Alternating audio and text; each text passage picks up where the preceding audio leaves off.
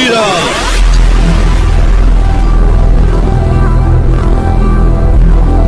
Case तथा स्वास्थ्य update. साधक सेवा दल द्वारा 16 जनवरी 2022। कल 15 जनवरी 2022 को पूज्य बापूजी को फिर से जोधपुर एम्स ले जाया गया। जोधपुर एम्स के डॉक्टरों ने पूज्य बापूजी को TURP सर्जरी के लिए आग्रह किया। गद्दार लीगल टीम द्वारा संचालित सोशल मीडिया विभाग ने वही पुरानी पोस्ट डाल दी कि पूज्य बापूजी रूटीन चेकअप के लिए गए। अब की बार इन्होंने यह भी लिखा कि पूज्य बापूजी आयुर्वेदिक उपचार ले रहे हैं। हालांकि इसके विषय में कोई जानकारी साझा नहीं की गई। एक सवाल और भी साधकों के मन में चल रहा है कि जब पिछले 1 महीने से पूज्य बापूजी आयुर्वेदिक उपचार ले रहे हैं तो अभी तक उनकी स्थिति में कोई सुधार क्यों नहीं हुआ।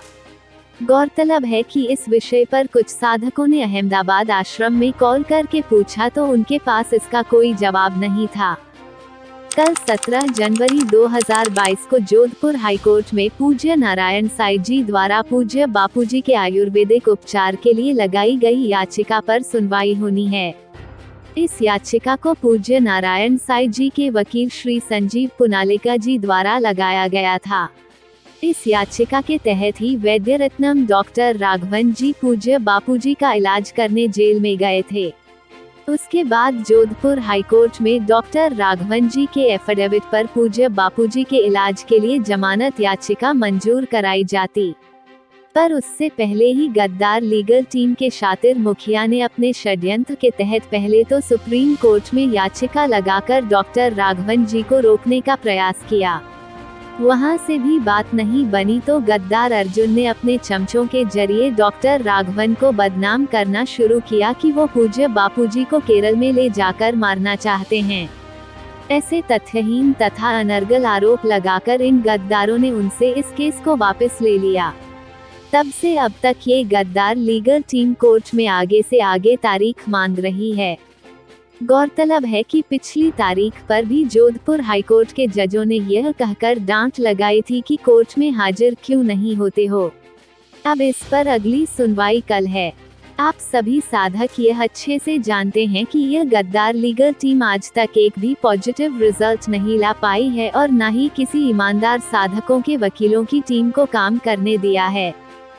हमारे केस को देखने वाले प्रत्येक वकील, रिटायर्ड जज जैसे गुरनानी जी, डॉक्टर सुब्रमण्यम स्वामी, के मेनन, राम जेठमलानी, नीलकमल बोहरा आदि सभी का यही मानना है कि गद्दार लीगल टीम ही पूज्य बापूजी की इस स्थिति के लिए जिम्मेवार है और इसी बात पर आश्रम की प्रवक्ता नीलम दुबे व पूज्य नारायण साईं जी के द्वारा भेजे गए डॉक्टर राघवन ने भी मुहर लगाई है। पूज्य बापूजी अपने गुरुधर्म का पालन करते हुए साधकों को बोलते हैं कि मैं स्वस्थ हूँ, परंतु हकीकत क्या है वह सुने खुद पूज्य बापूजी की जुबानी। मेरा तो कभी रहना है न, इसलिए घूंट भरने अत्याचार हो रहा है मेरे साथ। अब तो मैं बोल दूंगा पब्लिक को, जिनको आंदोलन करना है करो। अगर ऐसे ही होगा तो फिर हम यहीं से चले जाएंगे जोधपुर से भगवान के पास। इतना जुल्म सहने की भी तो कोई हद होती है। 76 साल की उम्र है, 15-20 मिनट करवट में, अब मैं क्या बताऊं। लेकिन भक्त दुखी होंगे, इसलिए सबका भला। मैं ठीक हूँ ऐसा बोलूं। जिस तरह से हमारा केस लड़ा जा रहा है, ऐसे में पूज्य बापूजी के जेल से बाहर आने की संभावना लगभग ना के बराबर हो गई है और अब तो पूज्य बापूजी को जेल से बाहर उचित आयुर्वेदिक इलाज दिलाने वाली याचिका को भी इस होनहार लीगल टीम के अनपढ़ मुखिया ने अपने षड्यंत्र के तहत सफलतापूर्वक रोक दिया है। हम तो बस तथ्यों सहित आपके सामने अपनी बात को रख सकते हैं। हमारी हालत खुद भगवान श्री कृष्ण की जुबानी सुनिए। जो होने जा रहा है उसे रोकना मेरे वश में भी नहीं है, क्योंकि किसी के कर्म पर तो मेरा अधिकार नहीं है ना।